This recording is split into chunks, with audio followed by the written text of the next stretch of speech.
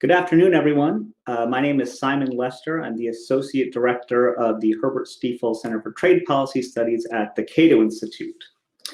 These last almost 4 years of trade policy have been quite a ride. We were all forced to re-argue points of economics and law that we thought were settled or had been long forgotten. We were always on edge looking for the latest tweet, trying to make sense of it. Tariffs and threats of tariffs proliferated. International economic agreements and institutions were called into question. But now, with the election of Joe Biden, we are moving on. But moving on to what? Where exactly is U.S. trade policy headed now?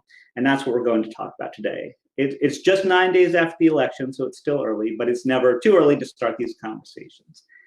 I'm happy to have with me today 3 excellent panelists to talk about the future of U.S. trade policy. All of them have experience with trade policy making from the inside at various offices within the US government, and I think we'll all benefit from their insights.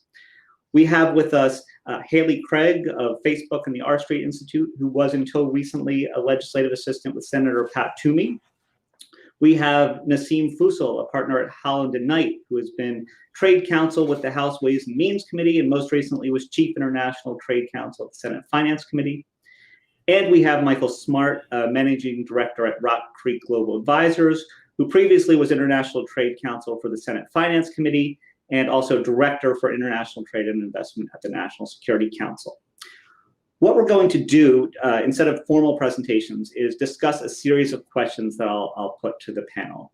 We could probably talk all day. We're going to try to limit it to about 30 to 45 minutes, then open it up to questions from the audience. Now, as we go along, I'll keep an eye out for your social media questions and try to work them in when they overlap with questions that I had in mind to ask. So if you're watching on the web, on Twitter, Facebook, on YouTube, send us your questions with the hashtag CatoTrade. If we can't get to them during our designed Q&A, then I'll try to get to as many as I can at the end. So with that, let's get into it. First question. We're going to get to the Biden administration in a minute, and that's the focus of the talk. But before we do, let's talk a little bit about the last days of the Trump administration. Trump won't leave office until January 20th. That's more than 2 solid months. A lot can happen in that time. And so my question for the panelists is, how active do you expect the Trump administration will be in the coming months? What kinds of things might they do? To take one example, the legislation authorizing the generalized system of preferences, which involves lower tariffs for developing countries, expires on December 31st. Will the Trump administration push for renewal or let it expire? And then more generally, will we have any last gasp tariff excitement? So I'll start with Haley. Haley, let us know your thoughts on any of those issues. Great, thanks, Simon. And just to clarify, I'm not speaking on behalf of my current employer, but on behalf of the R Street Institute today. So I think, what we've seen over the past 4 years has been a pretty turbulent trade policy on behalf of the Trump administration, with a lot of just general uncertainty. Simon, you mentioned, right, a lot of trade policy that has been done by tweet. I think it's hard to prognosticate exactly on what the Trump administration will prioritize in the coming 2 months. With respect to GSP specifically, the Trump administration has been, I wouldn't say outwardly hostile to GSP, but the president has used his authority to revoke GSP for certain countries like India.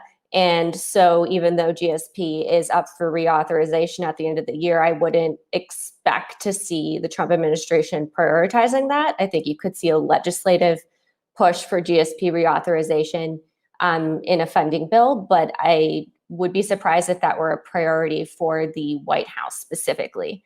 I do want to highlight a few potential tariff issues that could come up in the next 2 months. The first is Section 232, which are the national security tariffs that the Trump administration has used to put tariffs on steel and aluminum and to threaten tariffs on autos. We actually have 3 Section 232 investigations that are currently ongoing at the Department of Commerce. And in my head, I call them sleeper 232s, but essentially if commerce does have an affirmative finding in any of these three investigations, one is into mobile cranes, another is into vanadium, and a third is into grain-oriented electrical steel. If commerce does find a determination of a national security threat in either of those three Section 232 cases, the president could basically impose tariffs immediately by proclamation, as he has done with steel and aluminum. And it should be noted that the report on grain-oriented electrical steel is actually with the White House. So I would not be shocked if we saw a new Section 232 in the next 2 months. The second issue that I would highlight on the tariff front is Section 301, which is the tariff authority that the president has used to impose tariffs on China. The U.S. did reach a phase 1 agreement with China in January of this year, but China is not on track to meet its purchase targets under that deal. So I don't know if we would see any additional posturing against China on the tariff front because China has not met those purchase requirements. And in addition, comments actually closed today on a USTR Section 301 investigation into Vietnamese currency manipulation, even though the Treasury Department has not labeled Vietnam as a currency manipulator. I don't know exactly the timeline for that investigation, but in theory, it could provide a statutory basis for tariffs on Vietnamese goods. So I don't know for sure what the Trump administration is going to prioritize in its final 2 months, but there certainly are tariff issues that are pending and authorities that have not been used yet by the Trump administration. And so I think we could see potentially more tariffs, which the president, has stated he is a tariff man. He likes tariffs and he finds, them to be a good tool of policymaking. Yes, thank you, Haley. For those of you who might have thought, well, we're done with the tariffs now, that was a nice wake-up call. I appreciate that. Naseem, do you want to weigh in on this? Sure. Thank you, Simon, and good to be with you all today. I would expect in the months before us that the Trump administration is likely to prioritize China in any further actions it takes. China seems to be a bit of a legacy item, or how the Trump administration may be looking at the policy moves they've made, tariffs and otherwise, over the last 4 years. So I would look to see whether they take any measures on China. So I would agree with Haley that there may be something coming down the pike there, although full disclosure, I have not heard any specifics on that. Given where they've been, though, with such a focus on China, on trade issues and otherwise, that there may be something that we should expect to see coming in the next few months. Given that they are they have been very much prioritizing China policy and may want to leave treating this as a legacy item, specifically on trade. As Haley noted, the purchase commitments have not been met. The Chinese are not on track to do so, due in large part to COVID, of course, which takes me to another area where we may see some executive orders from the Trump administration. There is the August 6th executive order on essential medicines that directed USTR to review our trade agreements and our procurement chapters in particular. There doesn't seem to be any sign right now of something coming out of USTR in terms of that review. I'm not aware of any specific steps planned, and also not entirely clear what the legality of such steps would be. Realistically, I think any steps taken on this front would take a lot more time than the administration has remaining to accomplish meaningfully something in this space. But certainly given the focus on COVID, the focus on the economy, and I'm expecting a desire to go out demonstrating that they did what they could to keep the economy strong. there may be something in this space that has a focus on bolstering our domestic manufacturing capabilities and bolstering U.S. companies. On GSP, I don't expect the Trump administration to come out at this point in support of GSP renewal. It has not been clear to me in the months leading up to now that they actively support GSP renewal. They might have been thinking about potential criteria renewal, but to my knowledge, there have not been the engaged conversations between the Hill and the administration necessary in order to accomplish something of that magnitude before the expiration of the current GSP. With that, I'd love to hear if Michael has anything to add on this. Yeah, thank you, Naseem. Mike, do you want to weigh in on what the Trump administration is up to, will be up to? Just one addition to the tariff watch list. Remember that we already have a concluded 301 investigation of the French digital services tax that resulted in affirmative determination, a list of remedies that was just delayed for 6 months over the summer. So if nothing happens, tariffs on French imports will increase on January 1. Second point, also on DST, recall that there were then a second batch of investigations of other digital services taxes also launched. If those potentially could be concluded quickly, move to the remedy phase, and then we might see some additional tariffs in that area as well. And then I would just underscore Naseem's point to say that I would actually be surprised if there were not further actions against China, at least the addition of other Chinese companies to the so-called entity list, perhaps the sanctioning of other Chinese government officials, particularly in light of recent events in Hong Kong. Great, thank you, Mike. Okay, now let's turn to the Biden administration, the upcoming Biden administration, which is what we're here to talk about today. Before we get into the technical points that the trade policy wants, know, and love, let's talk about just sort of some big picture issues. During the campaign, Biden talked like an economic nationalist at times, with his emphasis on Buy America and government procurement. And with the pandemic, there have been calls to rethink supply chains and make more products in the United States. So my question is, given the political, economic, and public health circumstances that we find ourselves in, to what extent do you think the Biden administration will break away from the Trump administration's economic nationalism?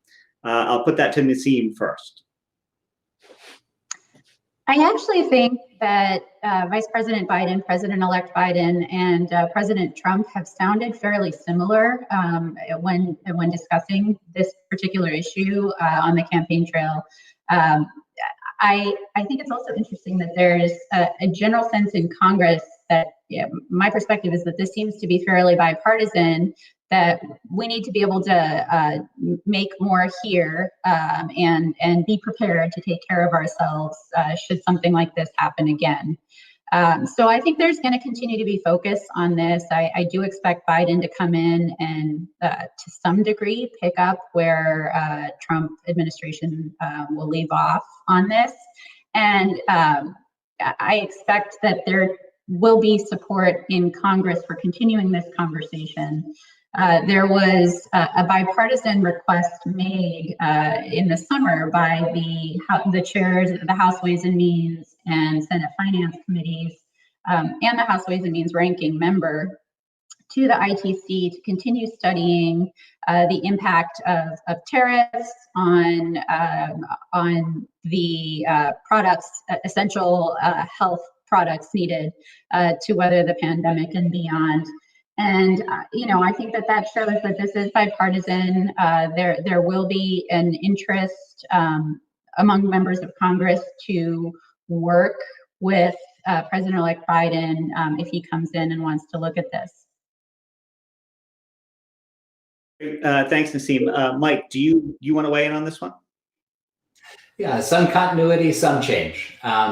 If you think of economic nationalism as the threat of tariffs, the threat of sanctions, or just kind of jawboning as a way to induce companies to shift investment from overseas to the United States, I just don't think that will be in Joe Biden's playbook. So I mean, I think that's one area of change. Buy American, I see a lot of continuity. I mean, as you all know, Vice President Biden, President-elect Biden, has proposed major new spending initiatives that would be subject, it seems, to stricter Buy American requirements than we have today. And in some of his campaign proposals has said explicitly his ideas about the reach of those requirements will require renegotiation of international procurement agreements, including the WTO government procurement agreement and of our FTA. So I think that's a very strong signal that with these strong domestic investments will come with more local content strings attached. Another area of similarity where I think President-elect Biden might go further would be on tax policy.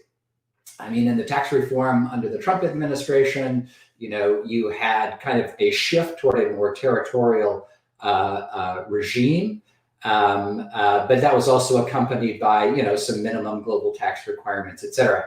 I think if you listen to President-elect on the campaign trail, as well as his materials, you can see how he wants to use tax policy to drive more investment in the United States. So I think that is an area of continuity where we might actually see more action. And then lastly, I think is, what do we do in our trade agreements, and very specifically on rules of origin? Do we use rules of origin to try to drive investment into the United States? That is, the example of that is the USMCA with very, very strict requirements. Will Vice President Biden choose to pursue those in agreements with the UK or other countries he might negotiate with? I think that one is more of an open question. Great. Thank you, Mike. Haley, do you have anything to add on this one? Yeah, I mean, just to kind of piggybacking off of Mike's comments about rules of origin, I think one thing to watch here is, we talk about provisions like stricter rules of origin as if, they will drive investment and jobs back to United States. But I think it's worth actually looking at the data and at various economic factors to see if that's actually true. So for example, Mike cited the USMCA auto rules of origin, which are extremely strict by the standards of any trade agreement. And I think there's, an argument to be made that over time, could those rules of origin be so cumbersome on US companies that they would be incentivized to actually just pull manufacturing out of the US and pay the import tariff on autos, which is only 2.5% with the exception of light trucks.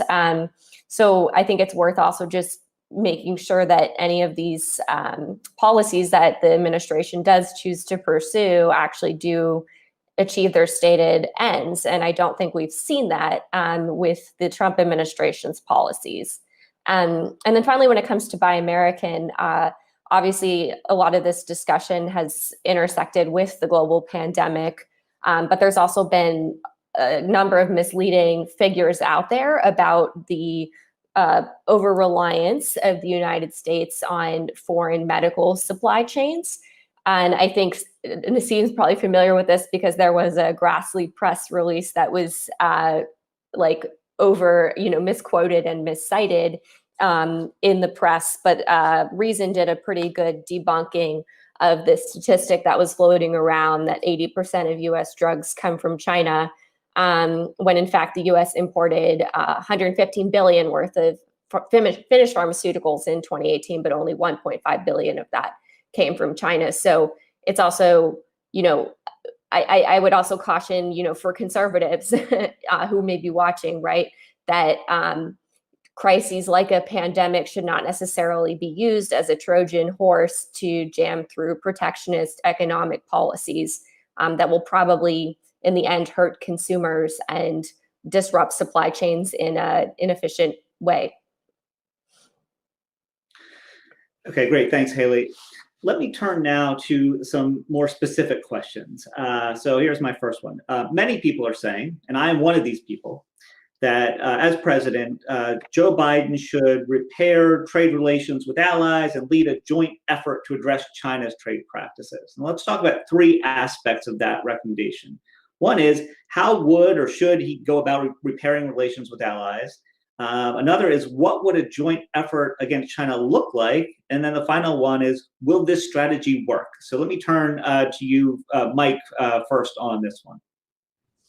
Yeah, great.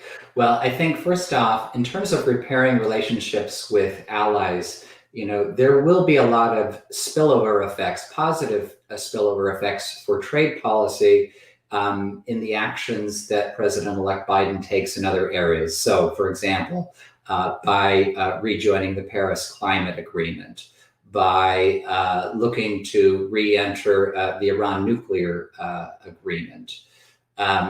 These and other actions, I think, are going to create an atmosphere where cooperation on trade is more likely. But getting to trade specifically, I think there are two things. First, we've talked already about the Section 232 national security tariffs on steel and aluminum that apply to allies. Now, the strongest signal President-elect Biden could send would be to simply repeal them, which is absolutely within his authority. There are domestic political considerations with that. Those tariffs are supported by some steel companies and unions and some members of Congress. And so there are other alternatives. I mean, you could offer kind of NATO allies, Japan and Korea, something like the Canada-Mexico deal, which basically lifts those tariffs, but then creates a relatively generous tariff rate quota. That would be another step that could be taken. So once you have started to repair these relationships, well, then what's next? What's the template? How do you deal with China? And for that, I think there actually is work already started that could be built upon. And I'm referring here to the discussions between the EU, United States, and Japan, the so-called trilateral discussions among trade ministers that really fleshed out some pretty interesting ideas for WTO rule reform that would address very specific problems in the China market. I'm thinking especially here of subsidies, basically broadening the scope of the types of subsidies that are prohibited per se, looking at how at the area of actionable subsidies and potentially reversing the burden of proof. So it would be on the responding country to show that those subsidies do not distort trade. But the key here is for these three and perhaps other like-minded jurisdictions to get agreement on a set of rules and bring China into that discussion and have them understand that this is a unified approach among market economies, major economies in the world. And then, the likelihood of success, well, a huge amount will depend on China. Are they going to accept additional rules or not? I mean, we have to insist on rules that address the concerns that we have. But I think we also probably have to be a little bit more realistic than we have been recently about the degree of change that is likely to happen. So that's how I would see a path forward, U.S. working with allies to try to achieve those fundamental objectives on which there's no disagreement, which is important structural reforms in the China market. Thanks, Mike. I'll turn to Haley now on this one.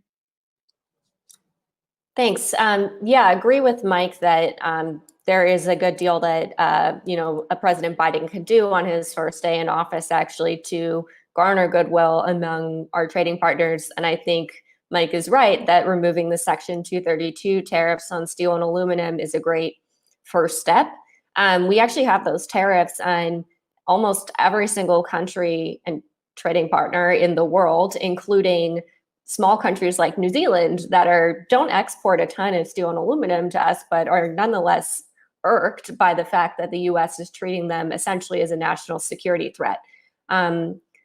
there are, as Mike pointed out, domestic political considerations here, because there are obviously domestic beneficiaries now of those tariffs, but they have created a lot of negative sentiment, I think, towards the US as a trading partner. So I think that would be a good first step.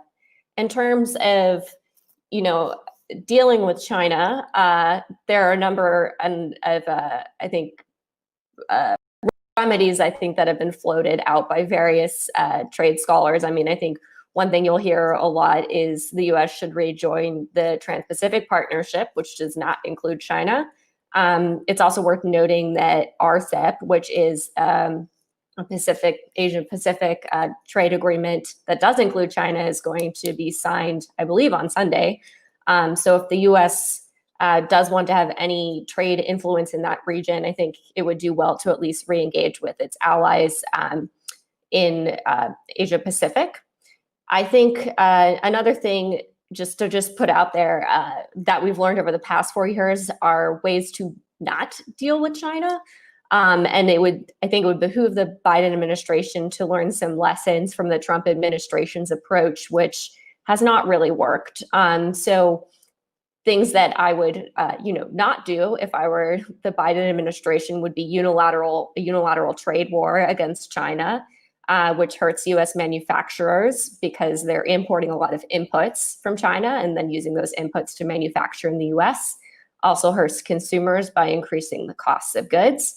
And even if you would buy the argument that, okay, maybe the U.S. consumer isn't, taking on the full burden of the tariff because China is devaluing its currency, it still doesn't matter because the U.S. will be paying more for those goods vis-a-vis other importers in the rest of the world. I also think focusing on trade deficits is probably the wrong way to go. That's how we ended up with a phase one deal with China, the centerpiece of which was a $200 billion purchase agreement. And China, as we've seen, is not even meeting those target commitments. But on top of that, as the Peterson Institute has pointed out, this type of purchase agreement is actually boosting Chinese state-owned enterprises. And as we know, one of the biggest issues in dealing with China is addressing subsidies to these state-owned enterprises. So why would we negotiate a deal that would, in effect, give them more power? I think two other pieces. Leaving the World Trade Organization would be unwise. I think that goes without saying. That's been floated by some members of Congress. And then also dealing with retaliation by giving massive subsidies to agriculture. Again, these are just, negative trade policies that we've seen come out of President Trump's China strategy. And I do think we've learned a lot of lessons from them that should not be repeated in the next administration. Great. Thanks, Haley. Nassim, do you want to weigh in on how to work better with allies and what to do about China? Sure. Thank you. I will cover one piece of this, and my colleagues touched on quite a bit, but a piece of this that I think will be very important is the potential ahead of us to work with the EU to address China. The EU and Latin America, I would add. If we think about ourselves with the EU and with China, we're covering almost all of our trade and almost all of global GDP. So we have to find a way to work together with common goals with the EU when it comes to China. We certainly have common issues, and Mike touched on one area of very positive work that's been started already with the EU and with the Japanese on addressing industrial subsidies. This absolutely has to continue. It is an area that is ripe for some good positive developments, and I think an area in the US-EU relationship that's quite bright at the moment. And I'd like to see President-elect Biden really continue with the effort there, because it does help to really strengthen and forge that relationship with the EU. And touching on the WTO, which Haley mentioned as well, this is an area that provides, I think, a good kickstart for the future Biden administration to help for the United States to re-engage its leadership at the WTO. I don't think the Biden administration is going to come in and say, oh, we don't have any problems at the WTO.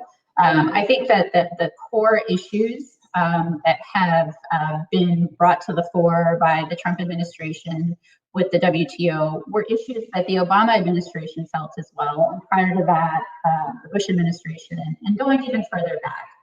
So those issues will remain, but I think that there is a real opportunity for President-elect Biden to come in and show some U.S. leadership at the WTO. And that's a really, really smart way to signal to our allies that we want to work with you. I would agree with both my colleagues that Section 232 tariffs on steel and aluminum, that is an area that is ripe for partnership with our allies. As Haley noted, there are some key allies of ours in the security space that have been befuddled as to why they have been labeled a national security threat. And they don't even import in great volumes, from their countries, the steel and aluminum necessarily. So there is quite a lot of opportunity, but when it comes to China in particular, I think one area I'd really like to see early focus on is forging a real partnership with the EU and Latin America. As I noted, I'll just touch on that briefly. The Trump administration in August put out a document on a strategic framework for Latin America, in which it pointed out in numerous instances throughout the framework that there is opportunity across issues, not just trade, to strengthen our ties with Latin America. And one of those areas was to serve as a partnership and a beacon to together address China's growing influence throughout the globe. I think if we are going to do this effectively, we do need to engage more than just our European allies. I think we have key allies in Latin America, and there are strong relationships there that can be strengthened further. But if we are really going to address the growing global influence of China, then this needs to be a global alliance. Thanks, Naseem. So I'm watching the questions come in from the audience, and so with apologies to the panel, I'm going to skip ahead a little bit into something we were going to talk about a little bit later. And Haley already mentioned this, so it sort of builds on what we already talked about. So many people have suggested that a Biden administration should rejoin the TPP. Do you think the Biden administration will try to do that? If so, when? What would the other TPP parties think about this? How hard will it be to negotiate ourselves back in? And is there a TPP package that can pass Congress? And I'll start with Haley on that one. Yeah, I think that's the $1,000,000 question, Simon. I will caveat that I was not in Congress at the time that the Obama administration negotiated TPP. However, I think, there are a few pieces that would need to fall into place in order for something like this to work. And the first piece is actually going to be renewal of trade promotion authority. So the Obama administration requested renewal of TPA, which is the fast track legislation basically that is kind of like a handshake agreement almost between the executive branch and Congress, guaranteeing privileged consideration of trade agreements that are negotiated by the executive. That also means that trade agreements can't really be bottled up in committee and must receive a floor vote within a certain amount of days. And it's especially important in the Senate because under TPA, you would not need 60 votes to approve a trade agreement. Given, I think, the political complications around TPP the first time, the Biden administration will certainly need and want TPA as a precursor to get TPP through Congress. The TPA fight is usually a tight one, and then I imagine the TPP fight will be as well.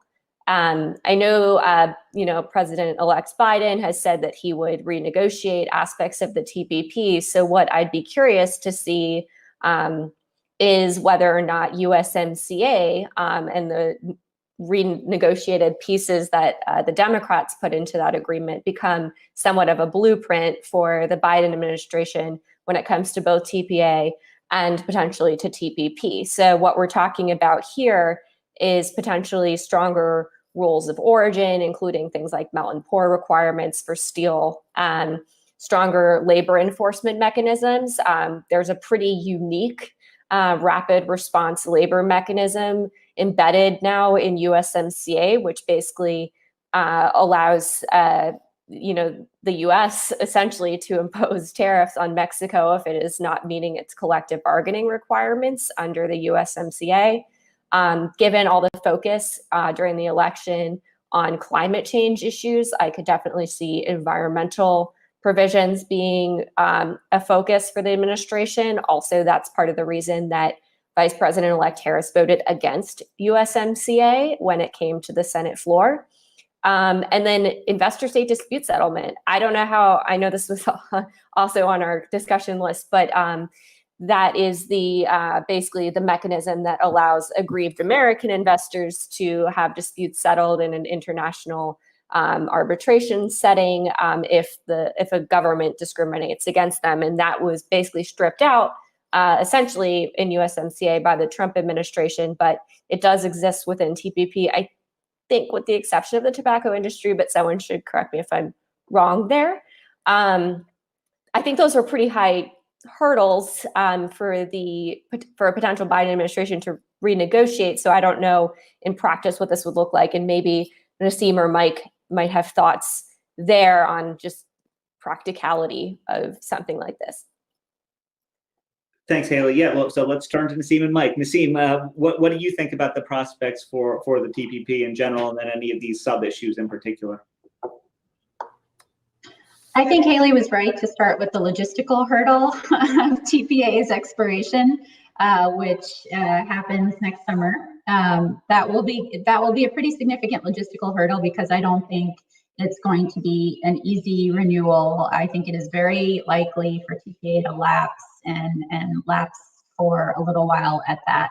But different topic that I won't delve too deeply into now. On TPP, assuming that there weren't a TPA expiration looming, I think that Biden has heard clearly from the Democratic Party on this. Of course, there are members in the Democratic Party that supported TPP and would likely still support it today. But his party's only gotten more progressive since TPP.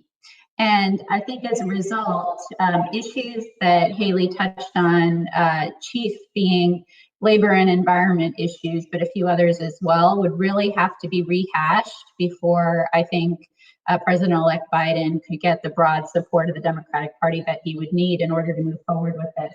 It would also be an enormous and likely time-consuming effort if he did have that support to renegotiate this with the other members of the CPTPP. It's another logistical hurdle there. So not to say that it couldn't be done, but I do question whether it could happen if we look at all of the logistical hurdles.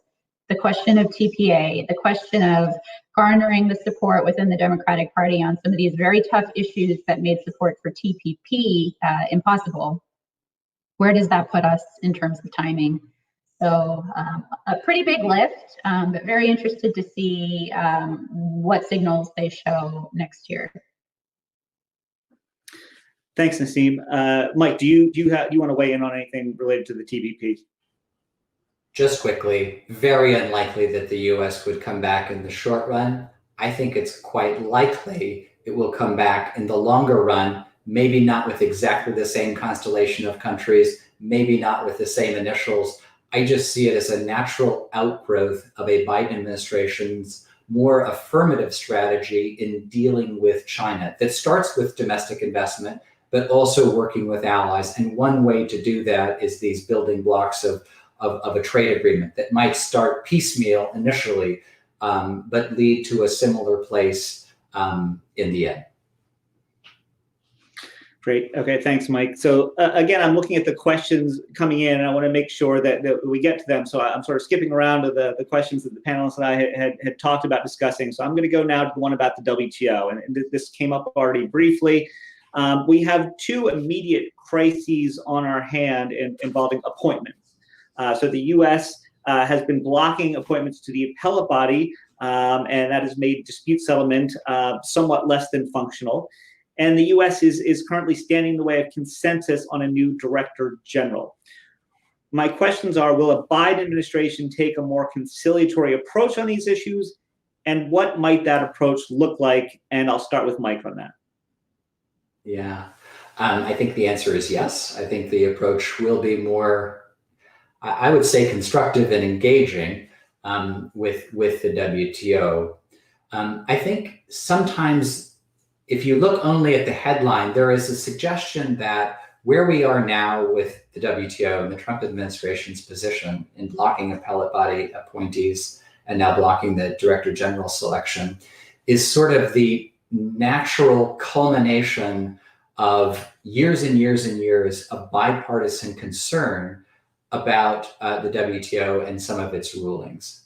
And what I would say is that's, I think, a wild overstatement, because there's certainly bipartisan concern about certain decisions made by the appellate body, the identified need for reform, both to the rules and the way the dispute settlement mechanism works.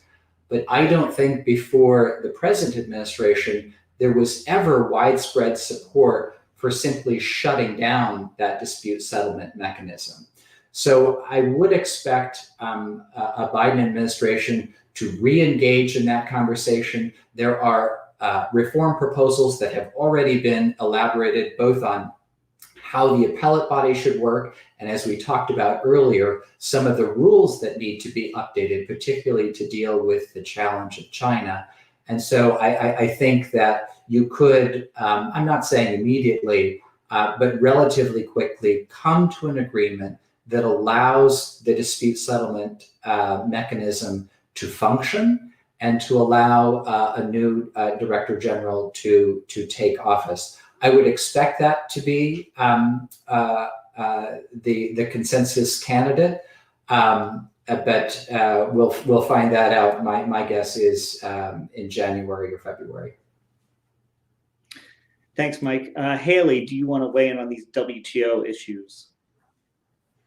Yeah, I mean, I think Mike's exactly right here. And you were asking earlier about what a potential Biden administration could do to, show good faith and re-engage with our trading partners and allies. And in addition to removing some of the tariffs put in place by the Trump administration, I think re-engaging with the World Trade Organization is another really key piece of this puzzle.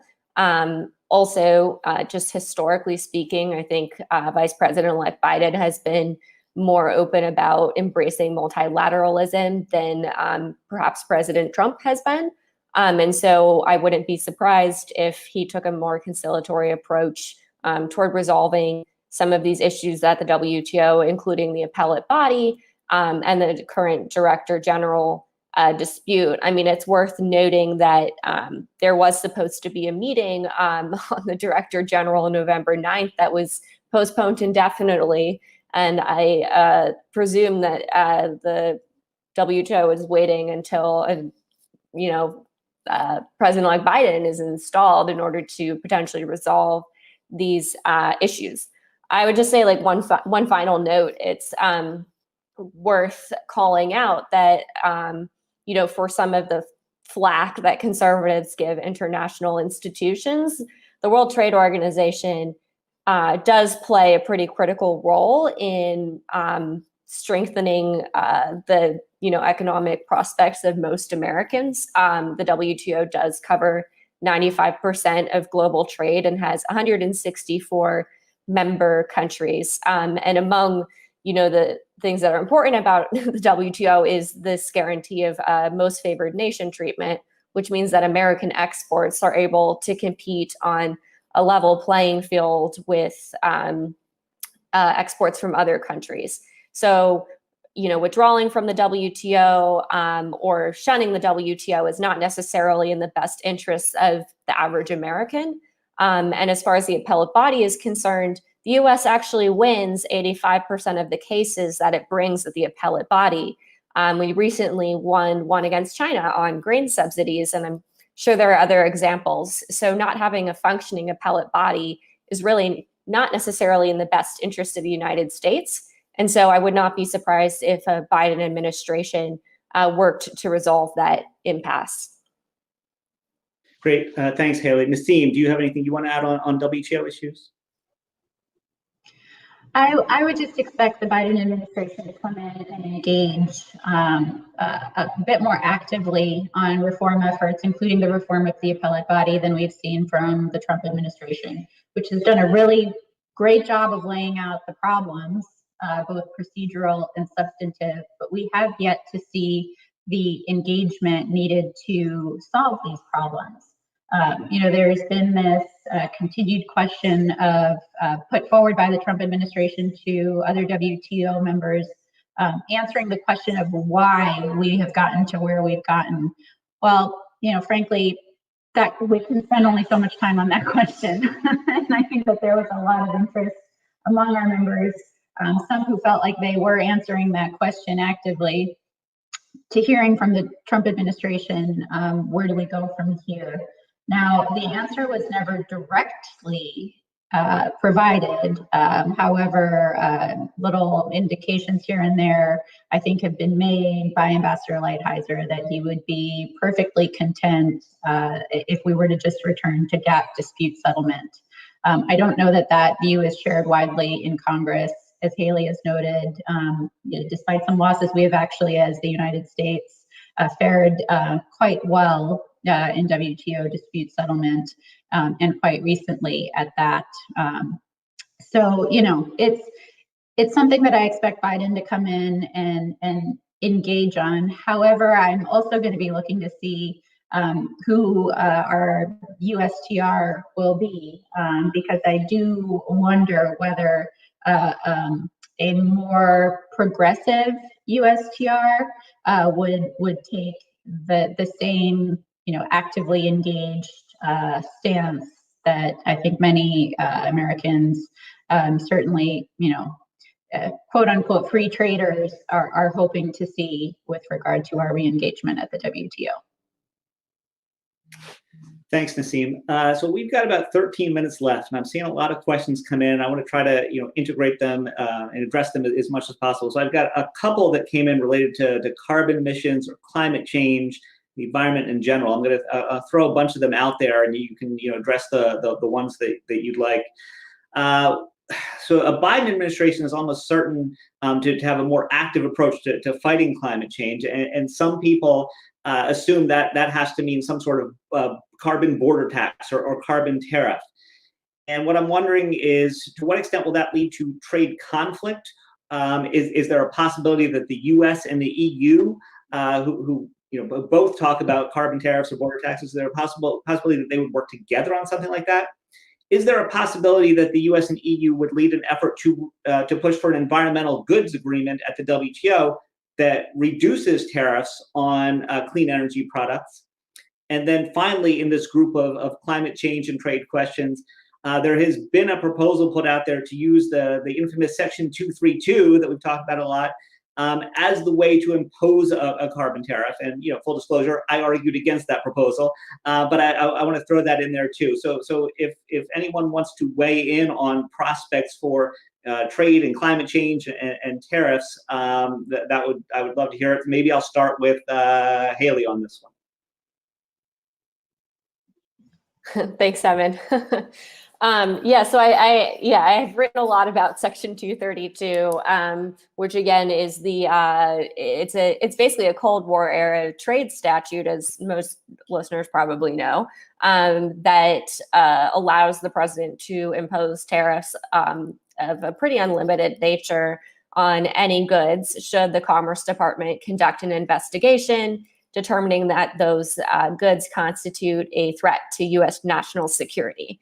I think the statute has been pretty sparingly used since 1962, and prior to President Trump, the last time a president actually took action under Section 232 was in 1986, when President Reagan used Section 232 to negotiate, export restraint agreements on foreign machine tools, I believe.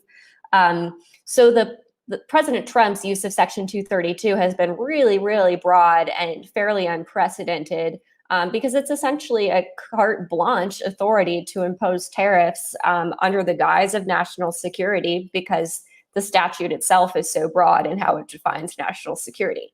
And of course, here's the problem, is the Trump administration has really opened Pandora's box in terms of signaling to, I think, both the left and the right that, hey, the president has this unlimited tariff authority to achieve, insert XYZ policy ends. And I would not be surprised if Democrats took a page from Trump's playbook on tariffs and use that for environmental purposes. I think folks probably saw the Lawfare article, and I actually have it in front of me. Trump's trade strategy points the way to a U.S. carbon tariff. And one of the points that the authors of this piece make is Section 232 is such a broad authority that the president can use it for whatever he or she wants, as long as the Commerce Department has an affirmative finding.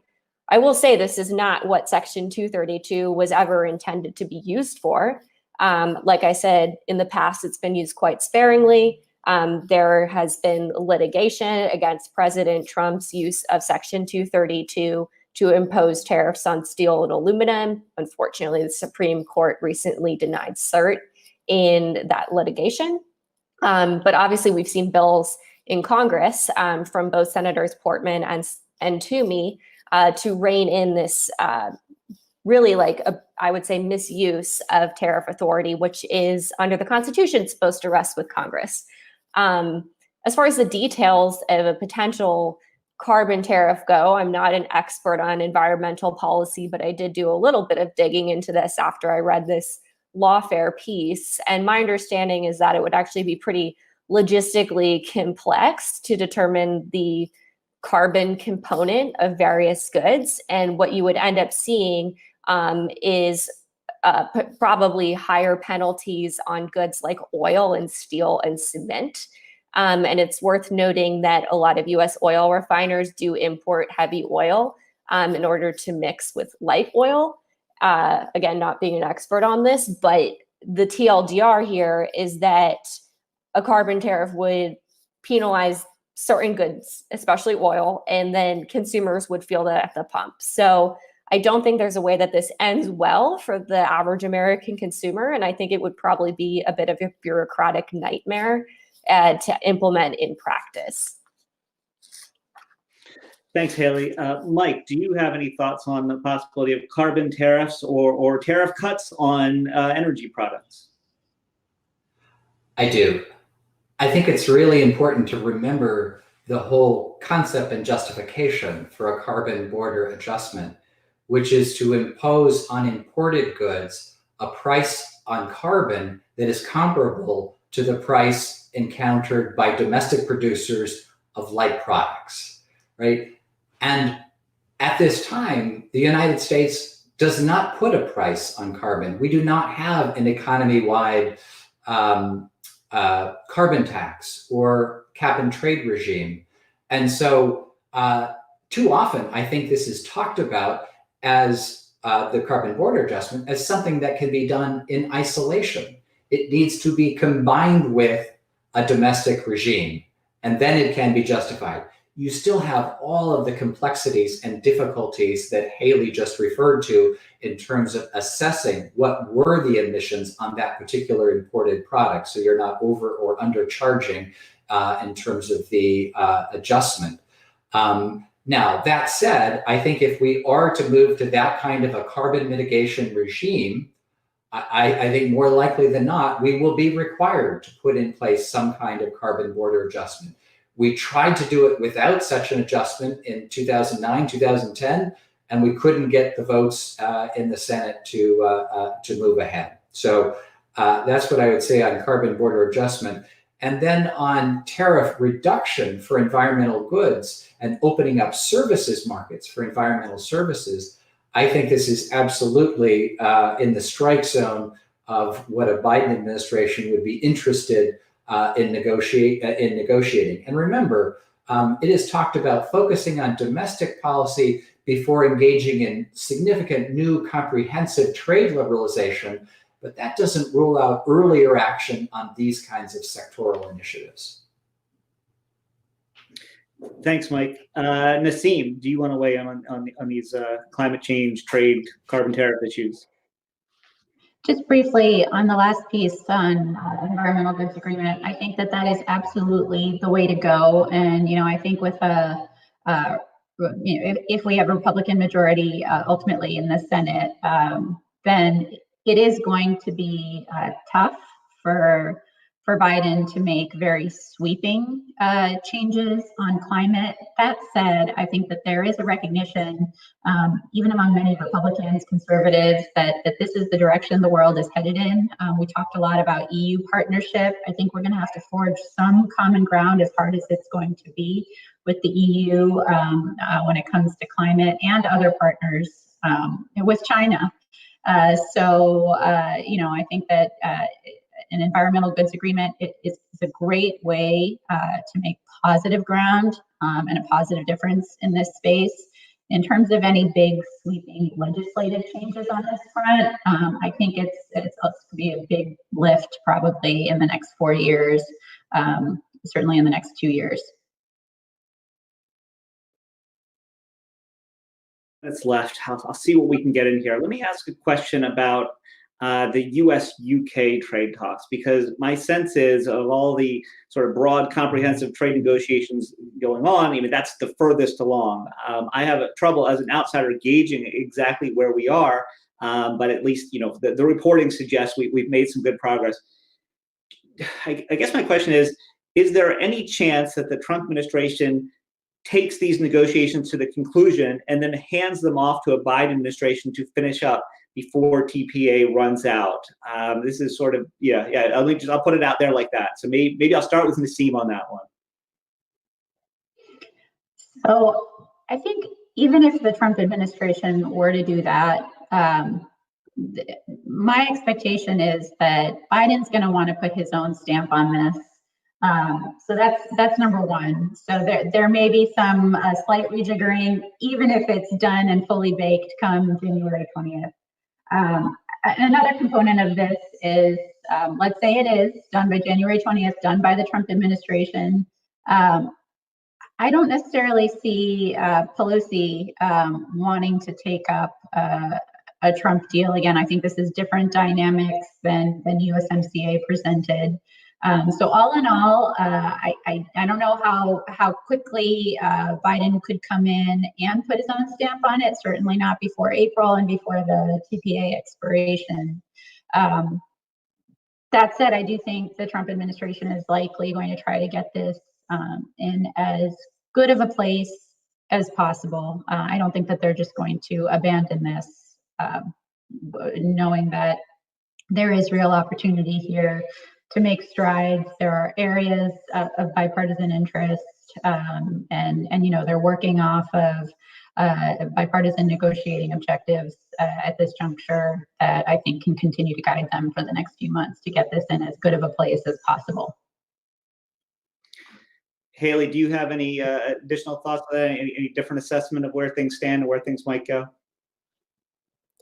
Yeah, I think Nassim's instincts here are right. And the only thing I will add is, as far as reaching a trade agreement with the UK goes, I don't see that as one of the more potentially politically controversial trading partners, given that the UK is a pretty similar economy to the US. There's not going to be, I think, too much concern about offshoring, for example, which is something you hear when we have, which was a big concern with NAFTA and also with USMCA, and then even with countries like China, is the concern about potential American job loss. I don't see that dynamic necessarily coming into play with the UK, and I do think there's bipartisan support for a UK FTA, or I guess just a trade agreement. And so I wonder if we would even potentially need TPA. I think it just depends on what is in the final deal. And like Nassim said, if the Biden administration negotiates aspects of it, what those aspects are. Okay, thanks, Haley. Mike, I think it's up to you to sort of wrap us up here. Any final thoughts on US-UK FTA prospects? Sure. I mean, if the UK can figure out how to avoid a hard border in Ireland, right, which jeopardizes the Good Friday Agreement, and can figure out how to give the US at least most of what it's looking for on agriculture, conceivably you could get this close to the finish line early next year, in which case perhaps you could look at an extension of trade promotion authority for the UK agreement alone. I mean, as we did for the Uruguay round in 1993, you had an agreement-specific extension. If the transition were working like clockwork, that would be challenging. Obviously, that's not what is happening today. And so count me skeptical that we can get this across the finish line before June 30 next year. That sounds reasonable to me as well. Well, with that, I think we have to wrap it up, unfortunately. I want to thank all the panelists. I really enjoyed it. I learned a lot. I hope the attendees did as well. Thanks to all the attendees for tuning in. We had a lot of questions come in. I tried to get as many as I could in there. The video recording will be available on Cato's webpage later today. Have a good afternoon, everybody.